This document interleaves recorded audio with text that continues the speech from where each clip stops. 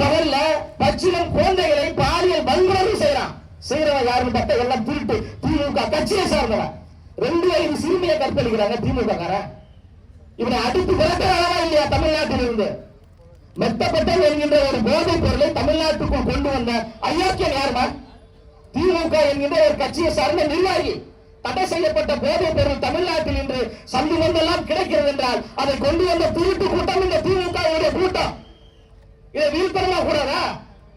நான் அப்பா தயவு செய்து யாரும் பிடிக்காதீங்க. அப்பா உங்ககிட்ட தான் அதிகாரம் இருக்கு, உங்களிடம் தான் ஆட்சி இருக்கு. உன் கட்சிக்காரன் தான் சாராயம் இருக்கிறான், உன் கட்சிக்காரன் தான் கஞ்சா இருக்கிறான், உன் கட்சிக்காரன் தான் பாலியல் வன்முறை செய்யறான்.